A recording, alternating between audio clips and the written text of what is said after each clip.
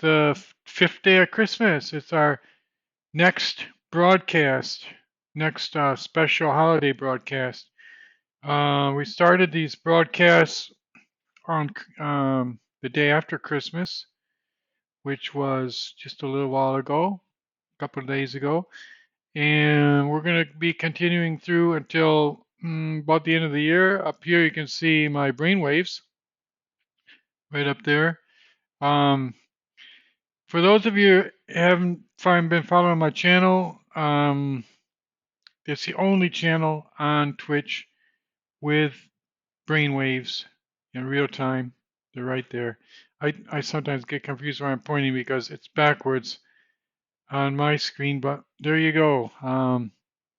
Alpha, beta, delta, gamma. There are all the different colors there. And somebody asked me last night, well, are those real? Maybe they're fake. It really takes a long time to get those things real. Then they are real. This is a EEG band. It's called the Muse 2. It has like a little unit here that broadcasts in real time through Bluetooth or wireless or something to my cell phone. And then that's the image of my cell phone broadcast through. It's called Screen Stream through HTTP. And it's like you're looking into my mind. Some of the interesting ones to take note of are the gamma, which is the usually the bottom line, and it's orange. Although sometimes when I'm playing chess, that'll do some really, really remarkable things. I think that neuroscientists really should consider chess when they're studying brainwaves because those of you who play chess know that it's really intense. It's like the most intense thing a person does in life, and it has many ups and downs. And plus, you're using your entire cerebral cortex. I guess that's the name for it, whatever the gray matter, whatever up there, the mass between your ears. But no, I'm talking about the more special part that's around the outside where you really do your serious thinking because all through history, people have been saying, chess is a game where you use some sort of special capabilities of your brain. It involves memory, it involves strategy, it involves perception, it involves a kind of a attack. There's a lot of emotion involved. It's defense. There's an ego thing. You don't want to lose your score or something, or be beat by somebody who's. You can kind of like detect that he's trying to edge out over you. So everything is reflected in those brain waves. So anyway, that's just like a little opening introduction to what you're seeing there with the brain waves. And without any more ado, let's get into the chess. We're going to go into this just like we did last night in the holiday specials. We are doing a book by James Mason. And James Mason was kind of a chess theorist who wrote an interesting book like a long time ago. It's still famous, and he analyzes a lot of games. And this is one of the games. I have the book right here if you want to see. Like I don't know if they have a new cover for it, but it's called The Art of Chess by James. If you can see it there, The Art of Chess by James Mason. And inside it's got a lot of sections. They start with the end game, and then it goes to the middle of the game, and then the end is openings. And this is one of the combinations. This is in the middle game part. And let's see if I read here. Let me take off these things because it's already we got the sun has gone down already. So let's see. A situation much against white. In fact, he lost in a canter. And a canter was the way a horse used to run. Um, Nowadays, we don't use horses much for transportation, but I guess at the time he wrote this, at the time James Mason wrote the book, um, canter was pretty fast pace, I guess, by a horse. And this is the interesting position that was reached. Um, it's won by Mason. This was won by the author of the book. So it's a pretty interesting game. So anyway, it's black's move in that position, and you might want to take a look at it. And it's just an amazing game. Um, it's black's turn to move. I would give. I would bet. It's hard to bet, but I don't think any of my viewers are going to figure this out. I guess if you were Hikaru, or you're the Norwegian guy, nobody can ever remember his name. I think it's has to do with a kind of food that we eat around Thanksgiving. Meatball. Yeah, meatball. His name is it's not Nicholas. Meatball. Magnus Meatball. Anyway, he's one of the most famous chess players in the world. He might be able to do it. And there's a little there's a little bit of analysis that goes into this. Okay, so if you just look at the position, and actually both of the all the pieces are going to come into play. The not the pawns, not the king, but all of black's pieces are going to be involved in this attack. Now, I don't know if that gives you a hint, if you can see what it is, but they're all involved in the attack. Um, White has a kind of a weird position. I don't know how he got exactly into this position, but it looks like an uncomfortable position because you can see his king position here. This rook is really isolated in the corner. It would have been much better if white could have castled earlier, because when you castle, you bring your rook over, and the rooks are together, like black's rooks are together. Um, if you don't know what castling is, well, you just stay tuned with the channel because I explain everything. So anyway, white has a really uncomfortable position. His This rook is just doing a defensive thing. The queen, it seems a little bit. It's not. It's. I wouldn't say it's out of play over here because if he takes this pawn with his rook and then with his bishop, and then the queen could come down with pretty good effect. Although I've seen this in many games. You castled queen side, you open this pawn, the queen comes down, and the king kind of like just goes over here. uh, what's to stop the king from just, if you took that pawn and sacrifice, trade the knight, and then somehow the queen got down there in the corner, the king's just going to go over to this corner. Nothing's going to stop him, especially because that rook's over there in the corner. So black has definitely a powerful position here, but in the game that Mason has recorded in his book, it's pretty interesting because he doesn't just spend his time wearing down white slowly because he just has a winning attack. It's just totally winning. Oh, and you can see the delta. The red one is a delta, and when it goes up high and they all kind of like follow it, it's because I'm seeing something. I'm seeing some insight. So, when I was explaining that, I was like thinking about how it is. It's actually a queen sacrifice, not a sacrifice. Sacrifice. Well, yeah, I guess it's a sacrifice because when you trade a queen for a knight, I mean, whenever you sacrifice something, you're almost always going to get something for it. You take a piece and then he takes you, and that's called a sacrifice. You're getting something in exchange. And in this case, you're getting a knight,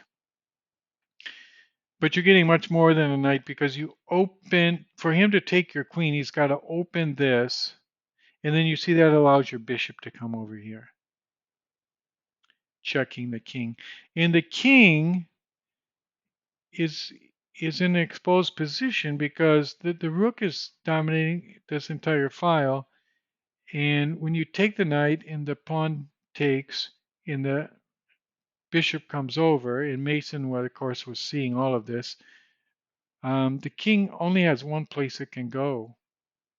It can go here.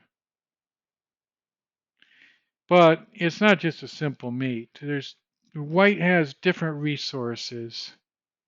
So let's just play through just a little bit so you can see the resources that White has. And jump in on the chat whenever you feel like it, because I'm explaining all of this, and I have how many viewers are? Let me see how many. I have like a lot of viewers. I've got 997 viewers, but nobody's chatting because most of my viewers just are zoning out on the brainwaves. They love to look at the brainwaves, just like most people come home from work and look at TV sitcoms or something. Some really insipid comedy without much uh, intellectual value, like Seinfeld or something. That was an old one, but anything that just you don't have to like use your brain.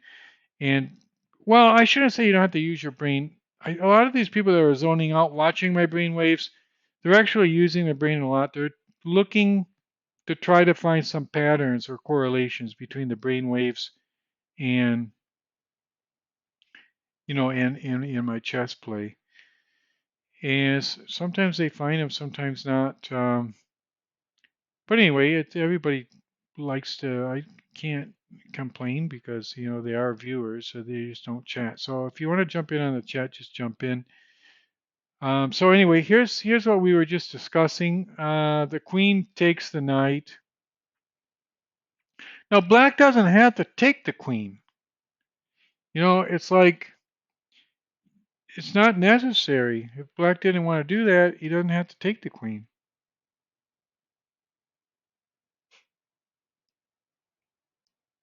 But at the same time, nobody just likes to lose a knight for nothing, and a queen sitting there looks pretty good. And black is thinking in his mind, he's thinking, well, if I take him and then I bring the bishop over here, check, and the king goes over here, I don't have a queen anymore, but I can lift a rook. I can lift this rook. I can't lift this rook because the bishop's sitting there. Well, I could lift him up to here, I suppose, but let's say I lift this rook. And it's going to be checkmate if I can bring the rook over here.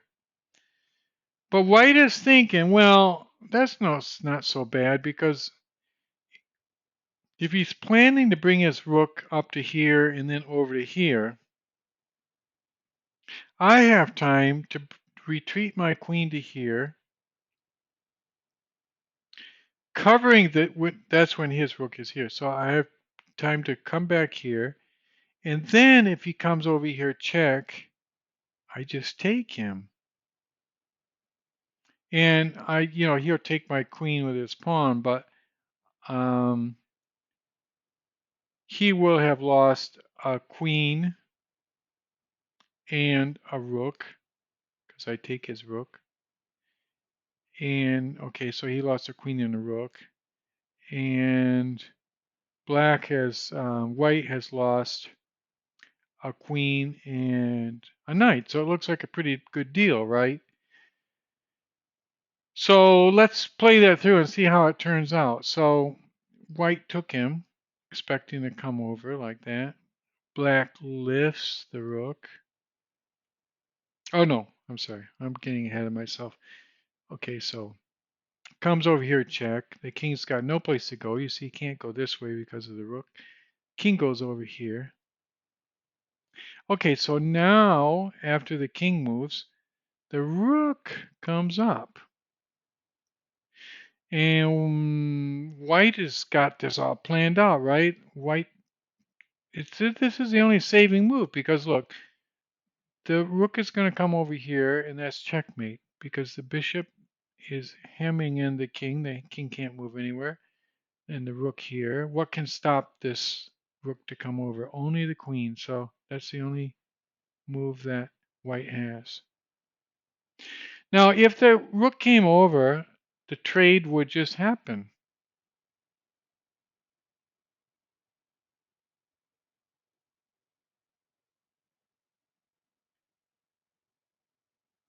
right? It would just happen. So he can't take it over there because that demise would happen. The queen would take the rook, and as we discussed before,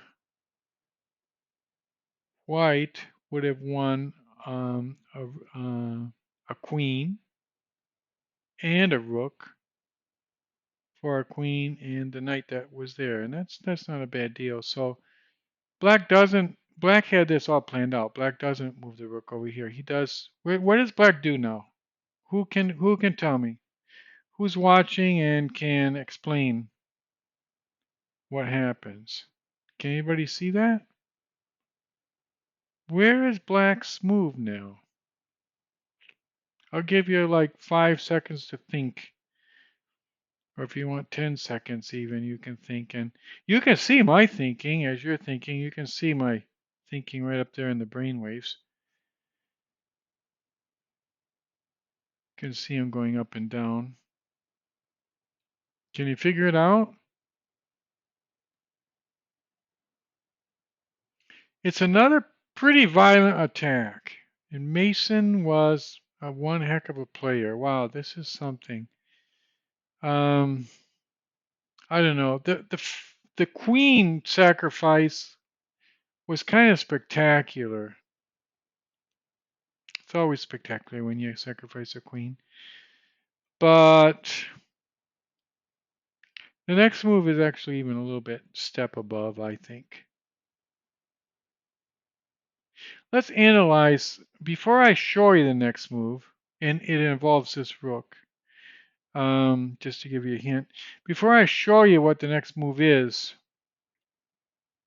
let's analyze the position, okay? There's a checkmate here if the queen was not here. And what's extremely interesting, is there's also this rook is very powerful because this rook has a checkmate here, and it has a checkmate here if this rook leaves the back rank. Hmm. Hmm.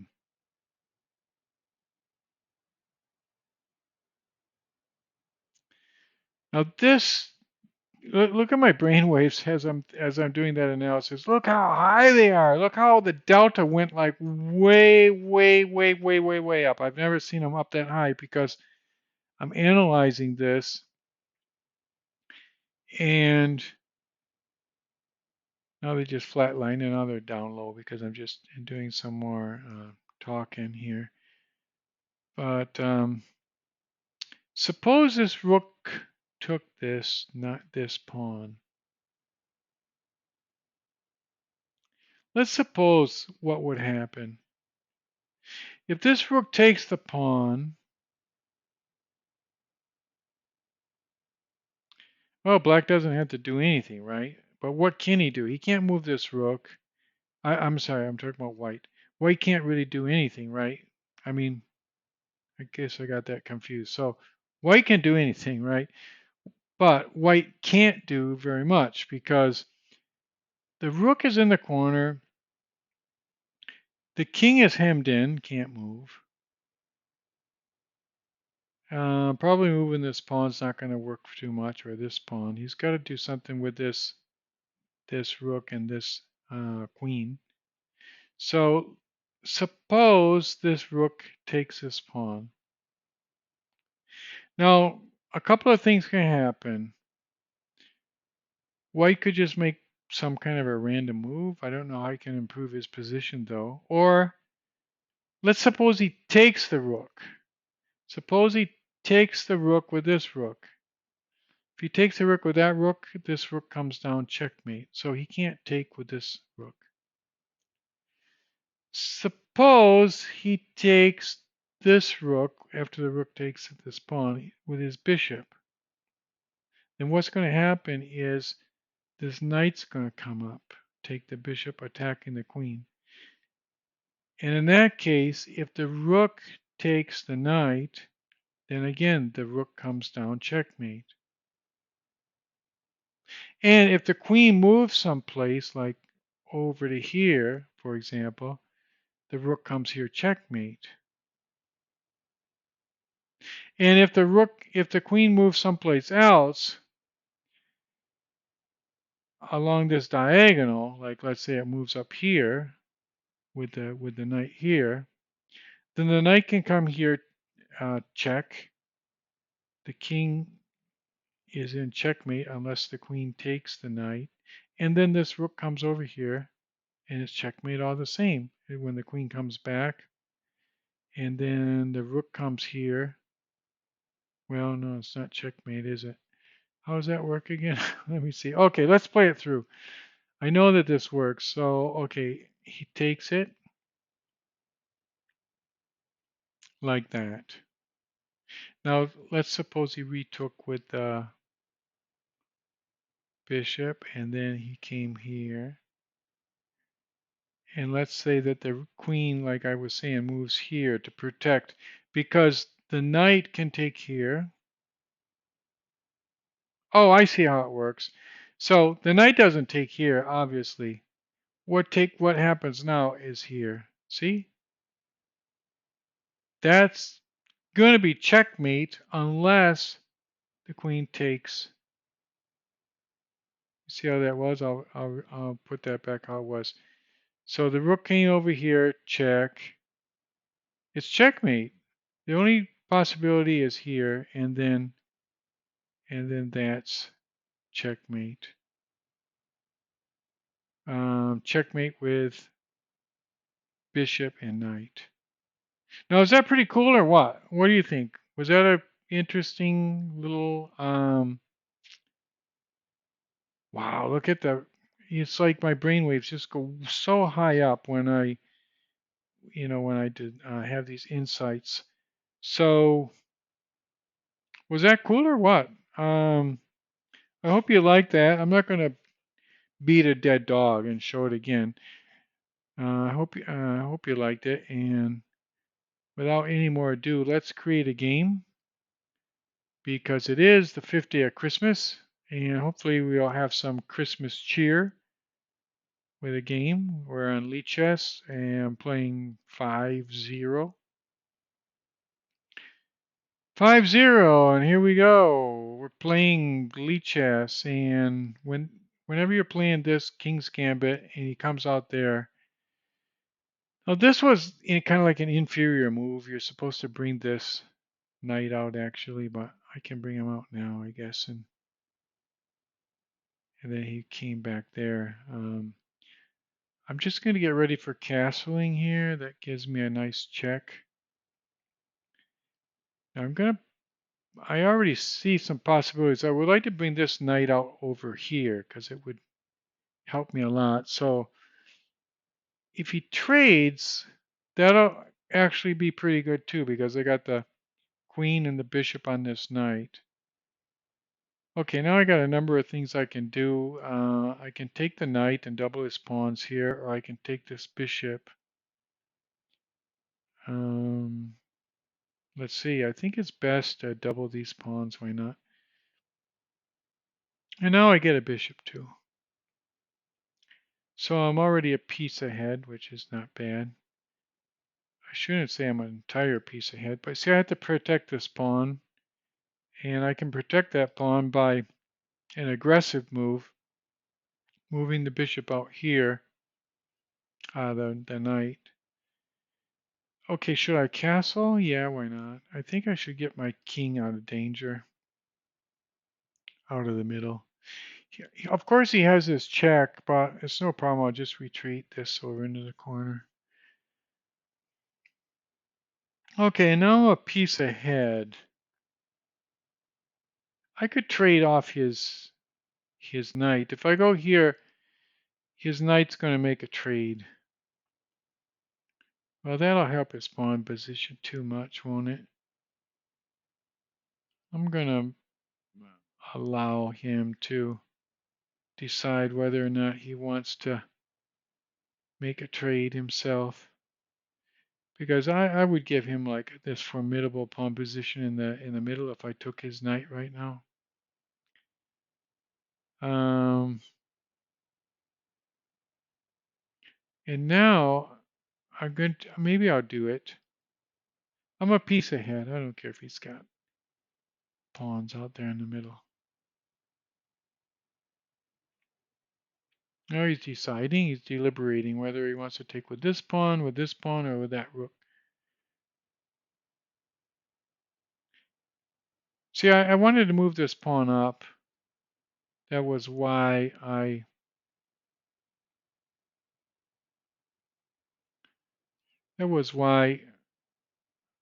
traded off and gave him that nice pawn thing, because this knight was sitting here a little bit uncomfortable. Now, he can take here and he can take here with the pawn. In either way, I don't see where it's going to bother me too much.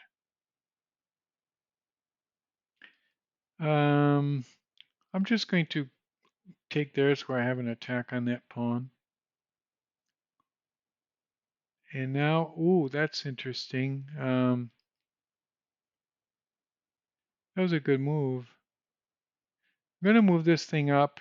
If he takes, I'll take with the knight, and then I'll have like this huge attack. Well, I can win one of the rooks here now. See, I have what the heck is this? Restore pages? No. Okay, so I'll win this rook over here. So now I'm a piece and the exchange ahead. So I'm doing okay, and the time is about the same. Should I take? My king looks well protected. I don't see anything better to do. I'm going to just take this pawn. Before I took the pawn, I made sure that I wasn't open to any weird attacks. Okay, and now the queen would like to bring this bishop out to here. I'm going to attack this pawn. Oh, I could have taken that. Well, no, but I've got the pawn attacked another time. Wow. His position is like crumbling as far as I can see, although before you say that a position is crumbling, always check your king position. And my king position is pretty good right now. He doesn't have any open files on it. He's got a black bishop. He doesn't have this diagonal. My king is on white with a white pawn in front of it. It can't really be attacked by anything except a rook, a knight, which he doesn't have, or a queen. Now I'm going to take this pawn because if I take and he takes me, I take him, and then he didn't take me. But see, I got to be careful of this because that would be checkmate. I really have to be careful of that. So it's easy to lose a game by checkmate. I'm going to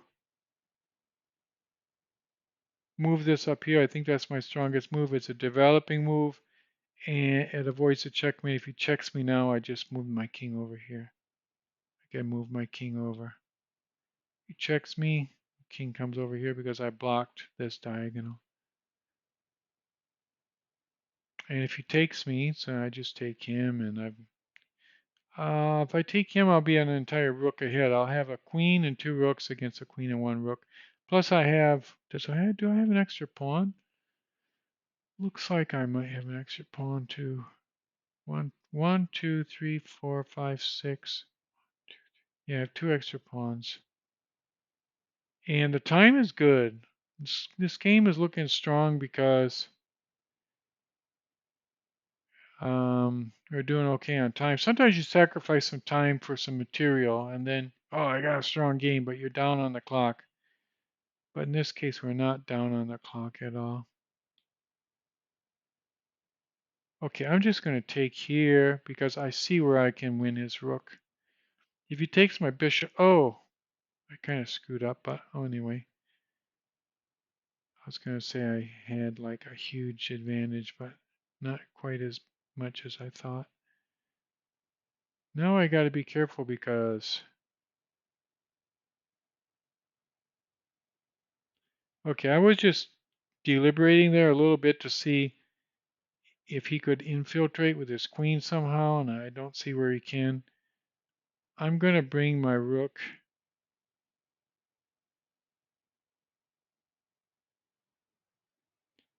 over here. He can put me in check now, but then after that he doesn't have anything because his rook is kind of stymied behind those pawns there. It looks like he's got a queen and a rook, but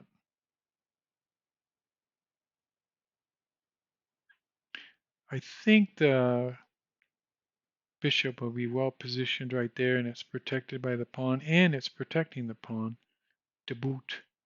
Okay, I'm just going to mobilize some things. I'm starting to get into some time trouble here. He's going to bring his his king over there, so I'm going to mobilize,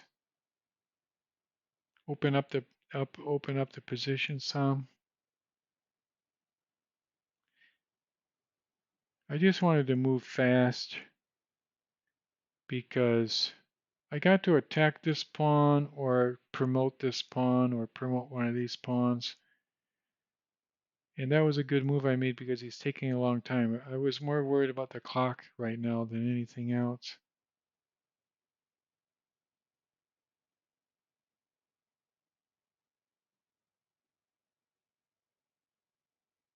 I'm going to advance my pawns.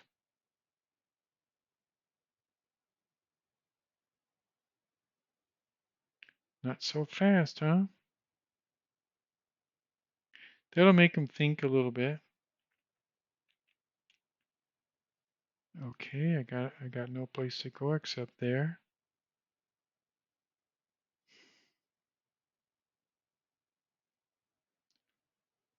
Wow, I got 18 seconds compared to his. It's kind of easy in a sense because did I lose a rook there? Crap. I can't believe I lost this game after I was doing so good.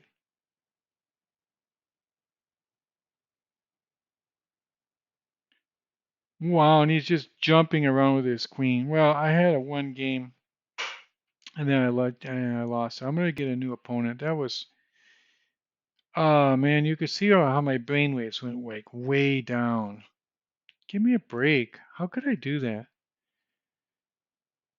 Ah, happens all the time. I don't know. That's chess, I guess. You get way ahead, and like I had a completely one game, and that I screwed it up. You know, how I really screwed that up was not. It was the clock.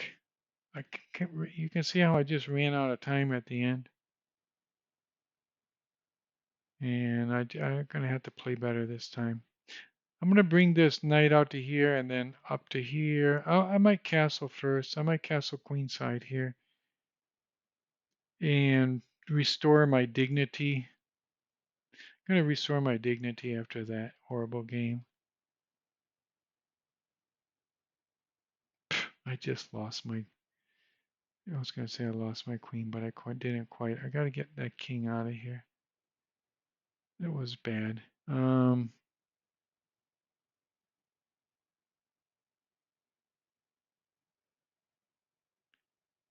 This is okay. Let me just keep playing here. I'm gonna come kind of like play the clock a little bit better. I got into time trouble in the last game. Okay, this looks like a strong move. I'm gonna come over here.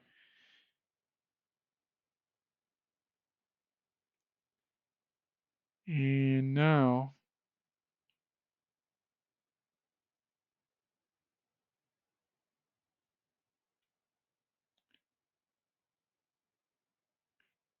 he was going to fork my rook, so I got one rook out of danger by taking a pawn.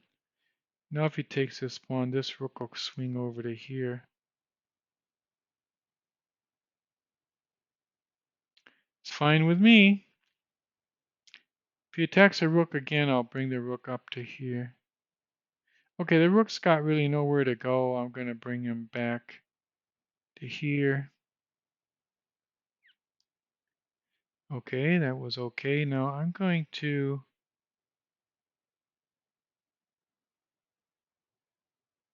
lift this rook, and if he's not careful here, well, that was good.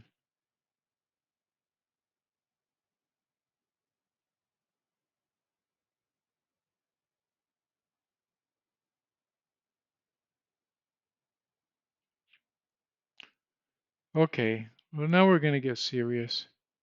Now I'm going to break through this guy's defenses. I think. Maybe I won't, but I hope to. I got to move my knight out of there. That was a stronger move than I thought it was. Okay, I'm just going to take this pawn.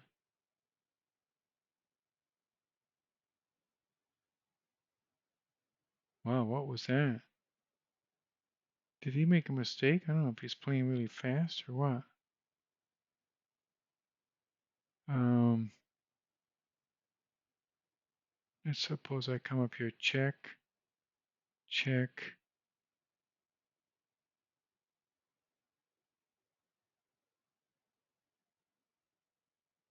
I'm going to try it because I don't know if it's going to win, but there's some possibility here. Oh, I didn't see that. Um,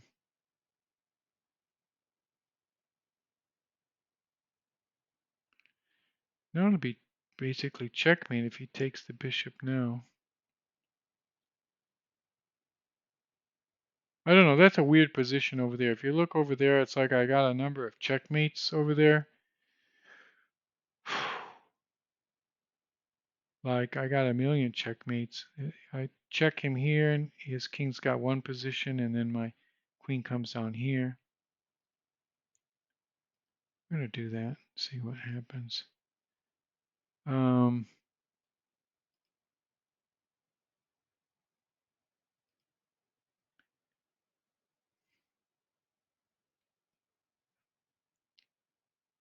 now I got a checkmate too here with my knight. Well, that's not quite a check. It will be when I bring my queen down here. Because see, my queen is on this diagonal and my bishop on this diagonal. So when I check him here with my knight, it's going to be all over. That's all she wrote. That's it. So look at the brainwaves. Did you see how they all jumped up right there in unison? Oh man, that was great. Long time no see. Hey man, I'm sorry, man. I was just like, oh, you're back. All right. It's like Sat Cated Kojak. It's like it's been a long time. What was it? Was it almost last year or last spring? Cool. But it's glad that you're back. You appeared just at the right time. I don't know how long you were there, but I was just playing a game, talking to my talking to my fans. How many fans I have here? 978. Yeah, how are you? Well, today is the sixth day of Christmas, right? 25, 26, 27, 28, 29. Is it already the 30th? Yeah, the sixth day of Christmas. So we're right exactly in the middle. There's 12 days of Christmas, and I love Christmas. Is my favorite holiday. So we're right in the middle of it, and it's great. And how are you doing, man? It's like it's been such a long time, and the last time we played was you beat me. You always beat me, but I always learn a lot.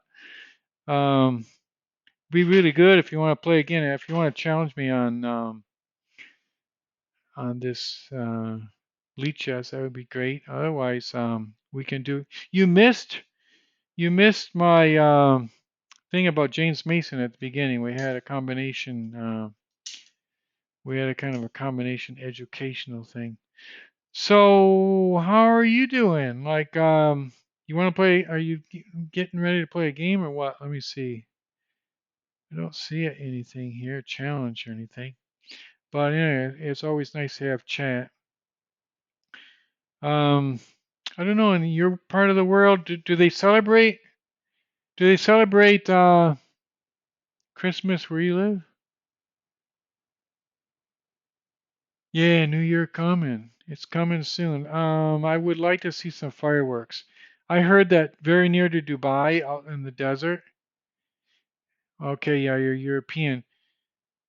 Out in the desert, they're going to have like what they say the biggest fireworks display ever, and it costs 500 dirhams, and which is not too much. It's like $130, and you go out there in the desert and you get all the drink, all the food that you want, and the yeah, in Dubai, it's near Dubai. It's in the desert.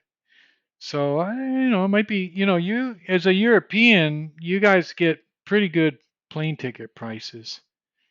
And you might want to just fly over there and check it out. It's going to be a big party in the middle of the desert, and it's going to be on the 31st. You're not that rich.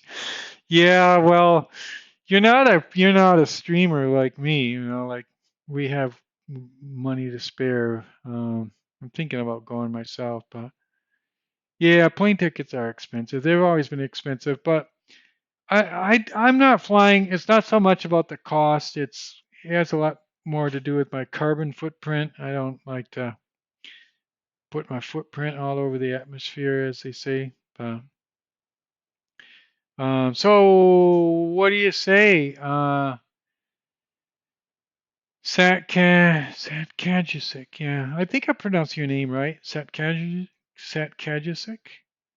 No, it's probably different. And I don't know. Do you have a nickname like Jack, maybe? Jack would be easy, I suppose. But I don't know. I should be able to pronounce your name better. I'm sorry. I think you're from a part of Europe where they use a lot of J's and K's. That's for that adventure. Yeah, I could see that. Oh, Serbian. You know, it's not just you because whenever you're around, you always chat with me. But there was a Serbian last night after I did the broadcast. I looked at the statistics, and there was a person from Serbia that checked in last night. So anyway, that's great. You know, I don't know how it is in your part of the world if you have. I've never visited Serbia. I got to get there. I'm a little bit local. Have you ever seen that movie? It's a very interesting movie about some people, two guys that have a TV show, and they're laying on top of a car near an airport, and they say, well, someday I would like to travel around the world, but I'll probably stay in Aurora. They live in Aurora, Chicago. Yeah, yeah. We could get. Do they have good beers in Serbia? I think that would be great. Yeah, and try some of our street delicacies. I would love to go to Serbia. I would love it. I haven't visited Serbia, but I watched recently a novella. They call them telenovelas, and I saw one from Turkey, and it was so fascinating. I don't know how you feel about Turkey, but Istanbul looked like it had like a lot of street delicacies, and I don't know how many beers they had there. I don't think they drank during the novella. Maybe they're prohibited. I know they're prohibited from kissing during the novella. They weren't able to do that. Yeah, it's known for tourism. They have a beautiful bridge there that goes across the strait. They picture that a lot during the novella. You always see that. Oh yeah, some cuisine. Yeah, I love cuisine. I lived for a long time in Brazil, and they have some really nice cuisine down there. They have feijão. They call feijão, feijoada. Yeah, traveling traveling is the best thing. You know, we're just kind of like we're worried about our carbon footprint, right? Like we can't travel too much because we leave a carbon footprint. Yeah, no money. Well, you'll get some. You know, if I, you know, you're one of my earliest and best um, wonderful fans, and you know, as soon as I'm monetized, I'm gonna take 20% of my of all of my funds. I'm gonna split it equally among all of the earliest fans, and you're gonna receive your share. So just go ahead and get me more followers and stuff, and drum up my channel a little bit, and you'll have plenty of money to travel because they're gonna monetize me soon. I'm gonna get up to 50 viewers, plus an average of 3 a night, and that'll be it. I'll be cashing in like crazy. So what do you say? Want to play a game, or if you want to watch me play another one? I can play another game on. I'll play another game as we chat. Yeah, okay, watch. Okay, cool. Go ahead and watch. I mean, and watch the brainwaves. Are they still out there? Can you see them still?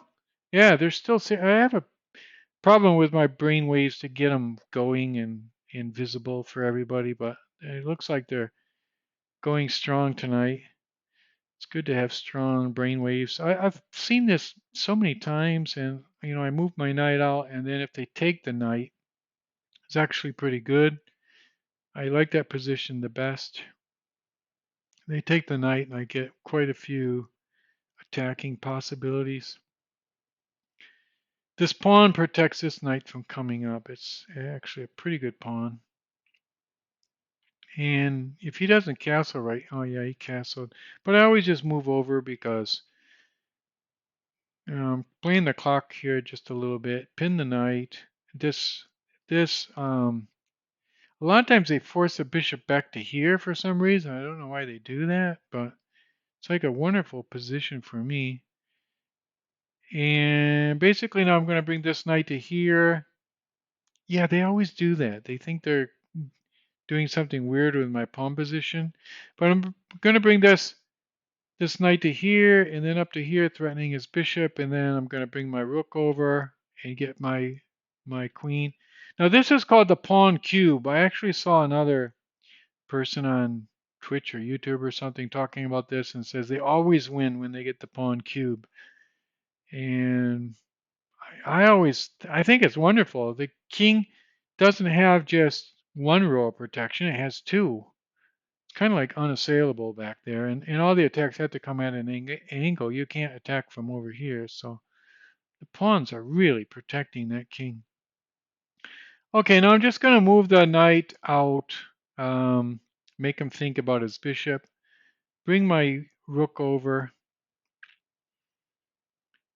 and now it's going to be a question of whether to bring. I always make a mistake now. I shouldn't say I always make a mistake, but sometimes I do.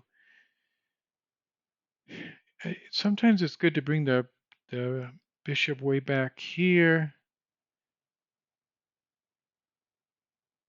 Yeah, see, protected against that. Now, if I can get rid of,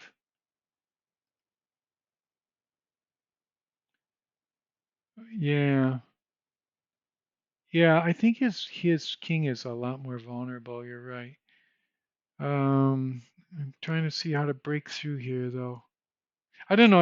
I don't want to play the clock. I mean, I don't want to waste time on the clock. I'm going to bring the knight there. If he doesn't trade it, I'll bring the knight up here.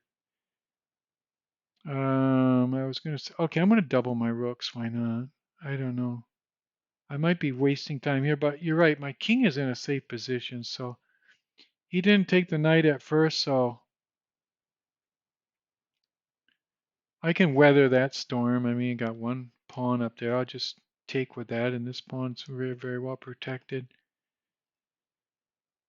That's what's good about having that pawn cube. Okay, now I can come up here. I don't know. I'm just playing kind of fast. I know the rook's safe there because it's protected by this rook and it's threatening this bishop, but I'm just going to see what happens. I'm not thinking too much here. I should be thinking more. Now there should be something smart I can do here. I don't know what it is though. Suppose I came up here, check. He takes with the rook. Okay, I think I can do that. I see a number of pins there. This pawn is pinned too, and he's in check, so he can't take that. Now I take with this. Now I got two rooks. Okay, yeah, I'll see you in a few minutes. I'll try to do my best on this game and see if I can win or something. Is there anything I can do here? Suppose I came over here, check. That would win his queen, wouldn't it, or not? Yeah. Suppose I come over here, check. He can't take me with the pawn. Guess I can win his queen. So that was a kind of an interesting game. I don't know if he's gonna weather this storm or not. I think I won his queen though. That's pretty cool. Bunch of checks there. Yeah, that is that checkmate? No, it'll be checkmate here. All right. Yeah. Look at the brainwaves, how high they are. Look at the alpha. The blue one goes way up. Every time I get it like a cool checkmate, my blue one goes like way, way, way, way up, and that's the alpha. Um, that was it. That was fun. Jack, I don't know. He's from Serbia and he's got a name with so many J's and K's. It's hard for me to pronounce. I guess I'm ignorant, you could say, but it's kind of hard to pronounce. I hope he doesn't mind or she doesn't mind if I call them Jack.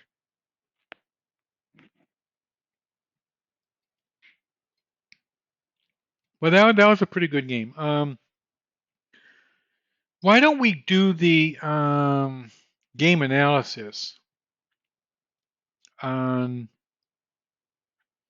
Stockfish? Because if you look at that ending position, it looks pretty strong. I felt like things were going okay during the whole game.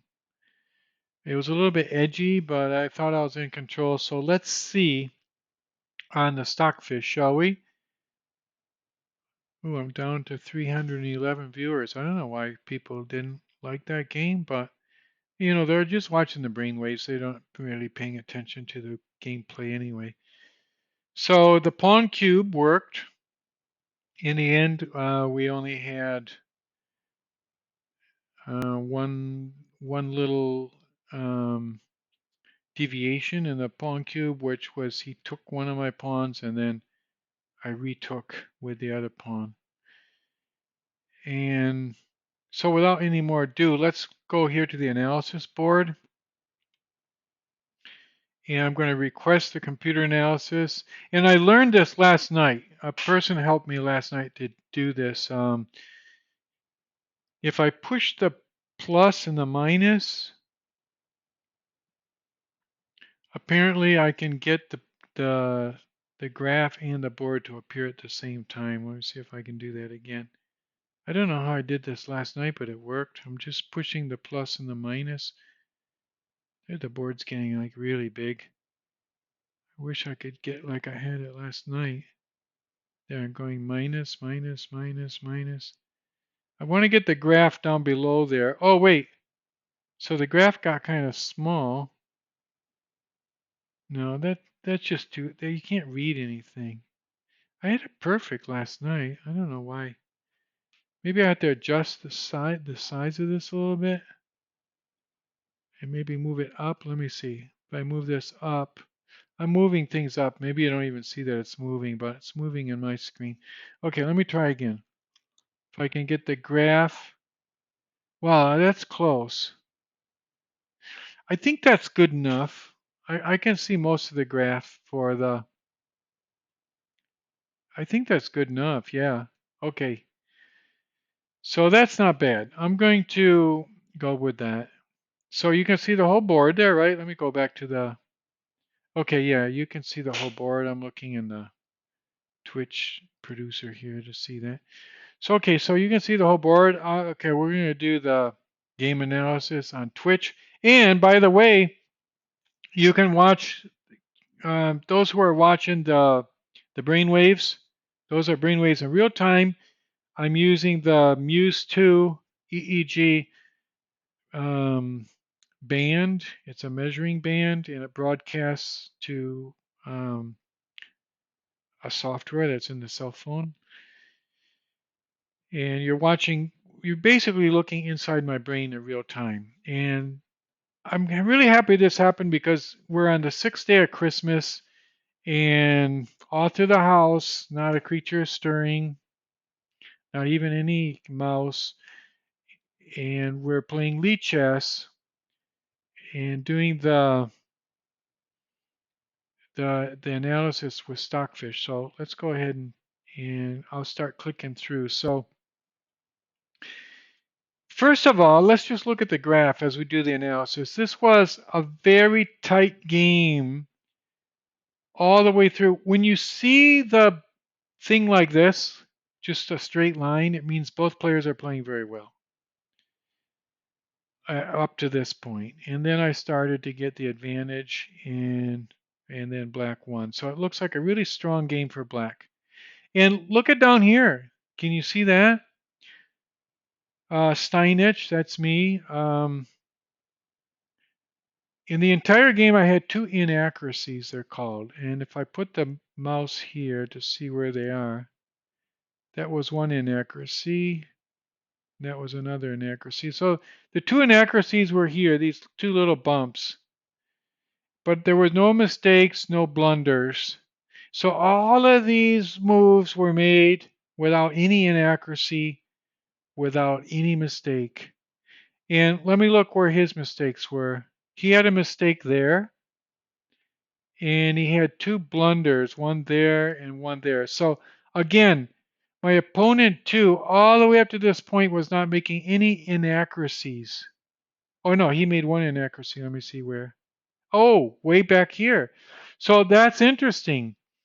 I wouldn't say it's a perfect opening because a perfect opening and middle game because or a perfect opening at least because there were no inaccuracies. That doesn't mean it's perfect. It means there were no inaccuracies. But of course, there were stronger moves that might have been made. I don't know what they might have been, but let me go. Okay, so let me get the whole board here. So, okay, let's go back. So this is a good opening. You can see the whole opening, no mistakes, no inaccuracies, not even a single inaccuracy. This is called the Carol Can opening, by the way. Carol Can, let me go back because I have viewers that don't know what the Carol Can is, and they should. I consider it the best opening by black when white plays pawn to king 4. If you move this pawn up, you're going to have a pretty good game. Look at my delta, as I was explaining that. My delta went so up high. The delta is the analytic thing. It's not so joyous, but it's very analytic.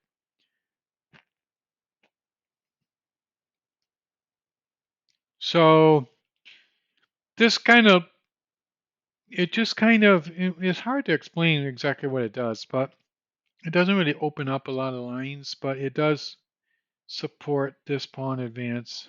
And you'll just see it. It's just a nice, easy, good game.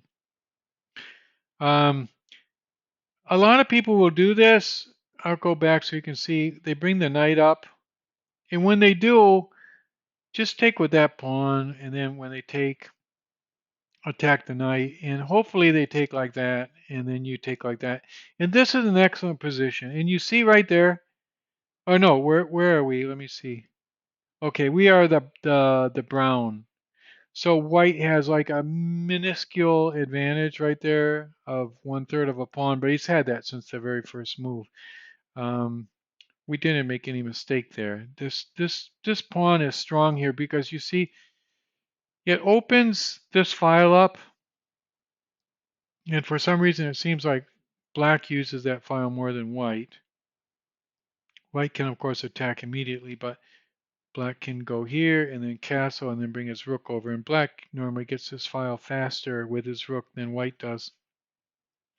So it opens up this file, and it also protects against the advance of this knight. The knight can't go here or here because the pawn's there.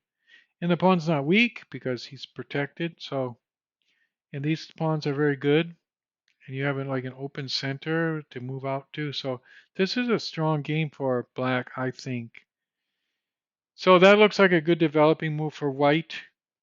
He's getting ready for castling, and it looks like the bishop comes out in a pretty safe position. I can't really attack him with my knight or with my queen. And he's out there good, and he's coming pretty close to my king. And I basically want to castle my king as fast as possible. I'm going to bring my bishop here because normally after this king castles, you're going to have a stronger attack on this pawn probably than on this pawn because this pawn is protected by the rook. And sometimes you can dislodge or take away that knight somehow and then make an attack on this pawn. So I bring that knight out into this position. And now he's just doing a developing move. He might have castled right away. It might have been better. So he could try to get a rook out faster. And I just castled right away. And look at that. I have the advantage. I'm going to click here because if you click here, see the thing I just clicked right up here?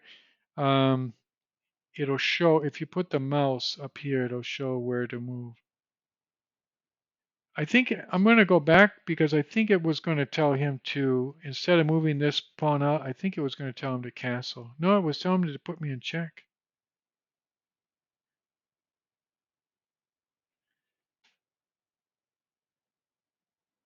Yeah.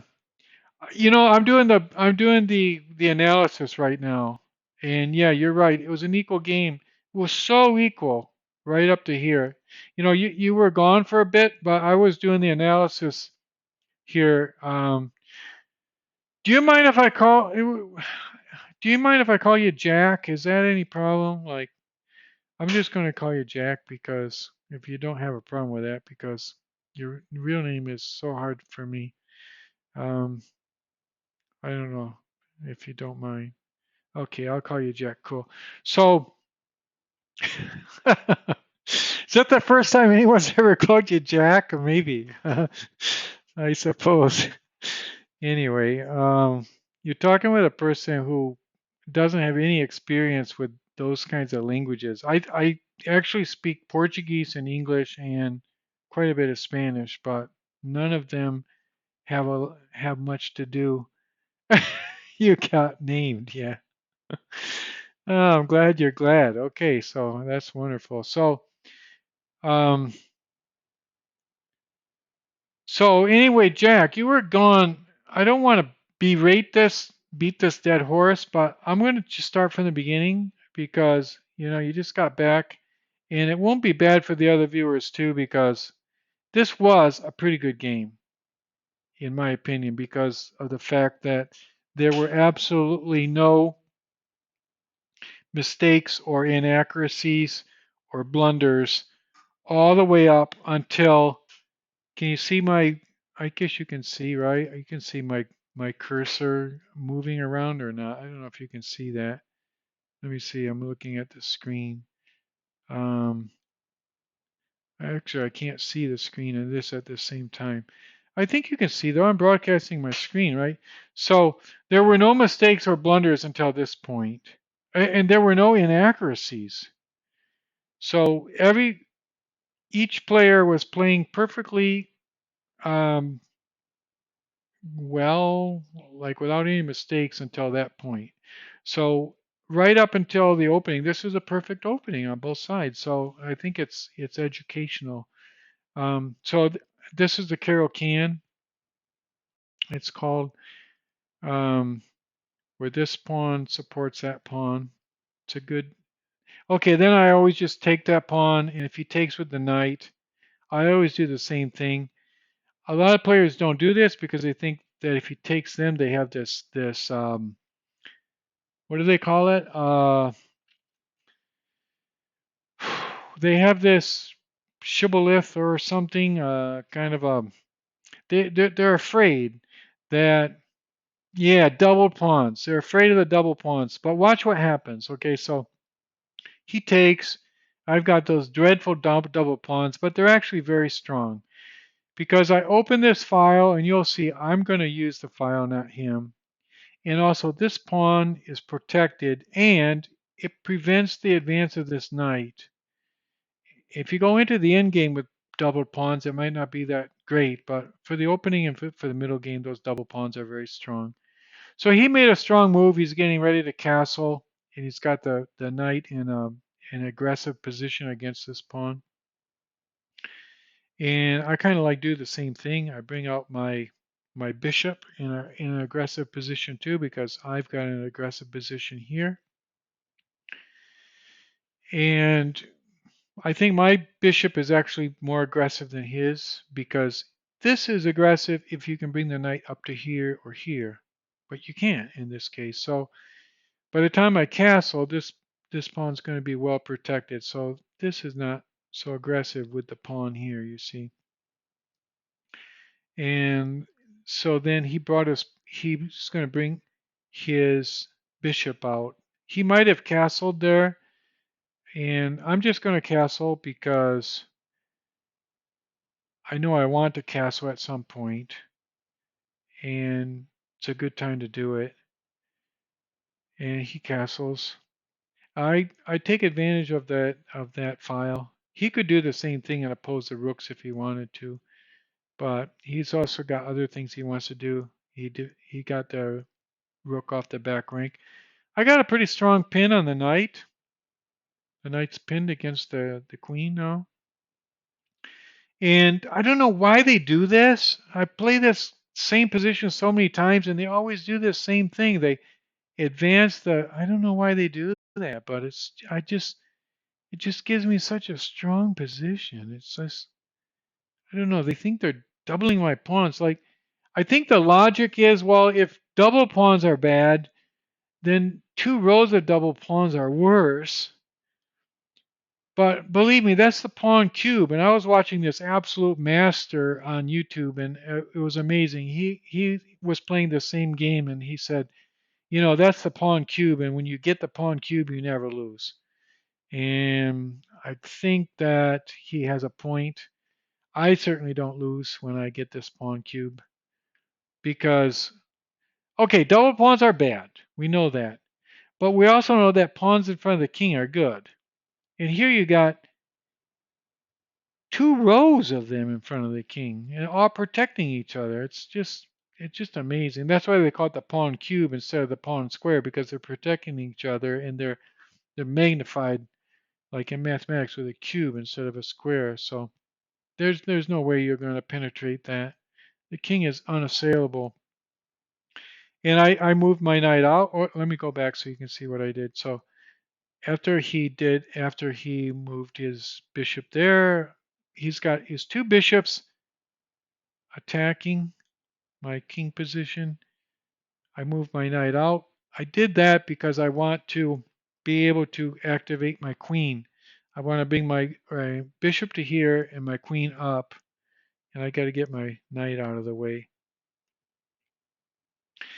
And I bring my rook over because sometimes I bring my bishop all the way back. And I don't want to get my rook in the corner. But this time I didn't bring my bishop all the way back. I just brought him back to there. Because I was debating if I should bring him all the way back or here. And I brought him there. And you see, everybody's playing very, very well here. No mistakes, no inaccuracies. At this point, If you look at his inaccuracies, his first inaccuracy was way down here. So I guess I got ahead of myself there. Let me go back where we were. How do I go back? Okay, just click here. Okay, so we were here. Um, I'm sorry, I kind of screwed up the sequence here. Okay, so that's where we were. So I brought my knight up here, attacking his bishop. He didn't want to lose it. He didn't want to trade his bishop, so he brought it back. I brought my rook over. He brought his queen out. I brought my bishop only back to there. And like I say, sometimes I bring it way back. And now I have this battering ram. I'm threatening checkmate right there.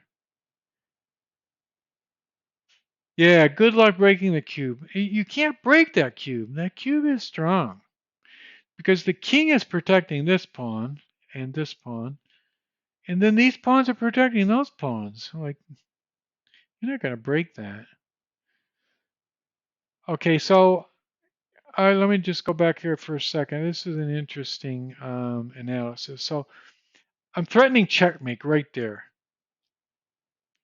And if he wanted to, he could bring his queen over here, I suppose, but I would trade his queen and his king would be really exposed. If he brought his queen over here, I would take his queen and this pawn would be here and his king would be kind of like sitting there really exposed. To attack by the rook, for example, could come here. So he brought the only way to protect against the mate is to bring the rook over.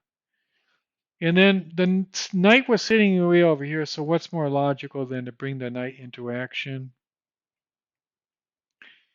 Now he could have taken the knight, which is an interesting idea, but if he takes the knight, he loses that bishop which was coming down, bearing down on the king, and I retake with this pawn, and what advantage does he get? He doesn't really get much advantage. This bishop is kind of useless against the pawn cube. I have a strong position. So he came over here. I don't know why he did that, but it doesn't show any inaccuracy. So I guess it's a pretty good move. And that's not an inaccuracy either because I'm planning to double my rooks. And he made his first inaccuracy. He should not have moved that pawn up. He should have opposed my doubling. But he brought the pawn. He didn't oppose my doubling. He brought the pawn up. And then I brought the rook over. And that was my first inaccuracy too. It's showing an inaccuracy there. I got the double. But I think after this, I played. If you look down here at the graph, you can see I had 2 inaccuracies, 0 mistakes, 0 blunders. So I think I've made both my inaccuracies already. Yeah, I made both my inaccuracies already. After this, it's like a game without any inaccuracies on my part. So let me just back up 1 second. So, okay, so he took with his pawn. Oh, they're saying I should have already, that was my inaccuracy, my second inaccuracy. They're saying I already should have come down here because I had a really strong attack by pinning that pawn. I'm going to do that next move and you'll see how strong it is. But instead of doing the right thing, and you see it's just a small it's just a small difference. But that's why they call it an inaccuracy, not a mistake. I took that pawn and then he brought his rook over, which was a small mistake. It was this. Was it this mistake? Wasn't that blunder? No. Was it this Oh, it was an inaccuracy. It was one of his inaccuracies. So let me go back to how it was. So I'm doubling my rooks. He took the pawn. I retraded him. He can't take the pawn again because I got the pawn protected. He brought his rook over here, which is just an inaccuracy. And now I bring my rook down here, and he should have just opposed me on this file because I've got a really strong file. He could have brought his rook over, and it would have just been massive trades because he's got the bishop here protecting. He's got this rook protecting. He could have brought the rook over and neutralized everything. But instead, and because I'm attacking this rook, he brought the rook back, and boom, look at that. He went from here all the way down to there.